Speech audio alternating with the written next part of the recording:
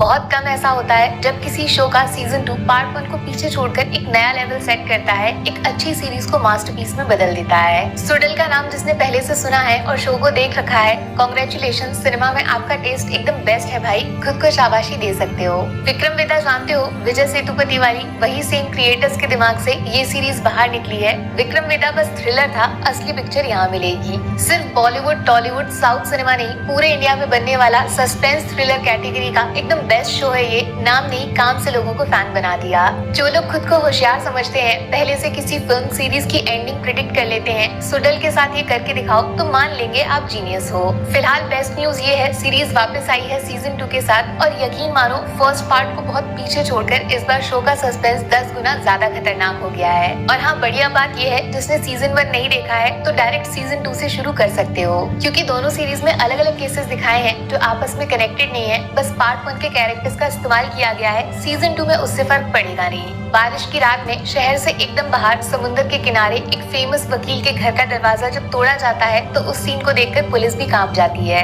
दीवार पे लाल पेंटिंग बनी हुई है, किसी कलर से नहीं, इंसान के खून से, और पेंटिंग के नीचे दीवार पे सजा हुआ है एक भेजा, इंग्लिश में बोलूं तो ह्यूमन माइंड। हैरान करने वाली बात यह है कि सारे दरवाजे अंदर से लॉक्ड हैं, खिड़कियों में इतनी जगह है नहीं कि कोई अंदर कूद के आ जाए। वही सोच रहे हो ना जो मैं सोच रही हूँ? जरूर इस लॉयर ने खुद को मार डाला है, अपनी जान ले ली है, और हाँ, हाथ भी बिल्कुल वैसे मुड़ा है जैसे कुछ पकड़ रखा हो, बंदूक चला के सर उड़ा दिया होगा। लेकिन ट्विस्ट ये है, हाथ से बंदूक गायब है, गोली चलाने वाली उंगली हवा में लटकी है, और तभी उसी वक्त पुलिस के कानों में एक तेज जोरदार आवाज आती है। घर के अंदर एक दरवाजा जो बाहर से बंद है, ताला लगा हुआ है, उसके पीछे बैठकर कोई जोर जोर से रोने लगता है, सबको सुनाई दे रहा है। जब ताला खुलता है तो पीछे से बाहर निकलती है एक लड़की जिसके हाथ में बंदूक है, जिससे इस वक्त उसने दरवाजे पे खड़े ऑफिसर पे निशाना लगा रखा है। थोड़ा सा पॉज करके इस सीन को सोचो, घर में एक मरा हुआ इंसान है और दरवाजे के पीछे एक लड़की छुपी है बंदूक लेकर। सोचने वाली बात यह है, उस लड़की के गेट का ताला किसने और कैसे लगाया होगा? कोई भूत प्रेत आत्मा वगैरह का एंगल तो नहीं है? इससे पहले कि आप केस सॉल्व करने लग जाओ, गुड न्यूज तो बता दूं, कातिल पकड़ा गया है। अरे खुद चलकर पुलिस के पास आया है, या फिर बोलूं आए हैं। जी बिल्कुल, मर्डर की अगली सुबह उसी शहर के 7 अलग अलग पुलिस स्टेशन में 7 अलग अलग लड़कियां आती हैं और पुलिस के सामने खुद को उस लॉयर का कातिल बताती हैं। तो टोटल किलर कितने हुए?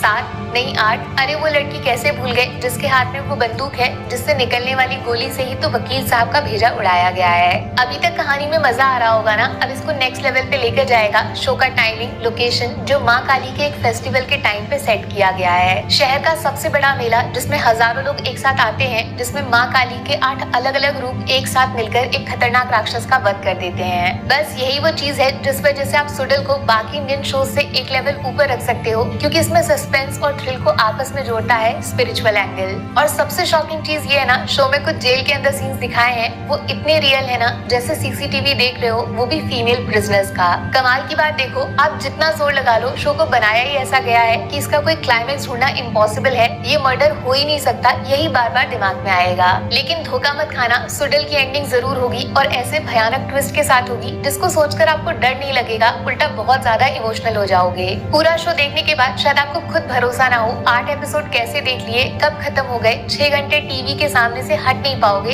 ऐसा जादू हो जाएगा।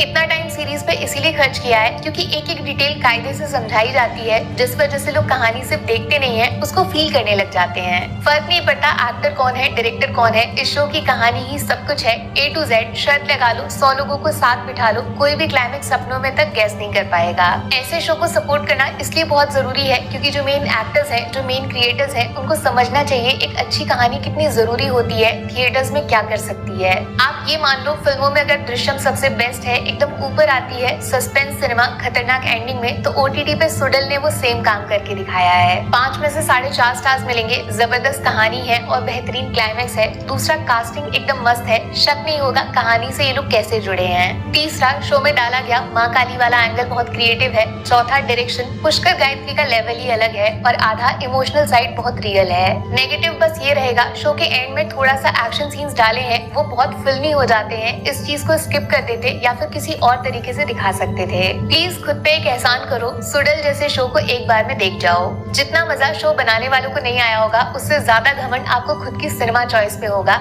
हो जाओ शुरू। Take care, bye bye.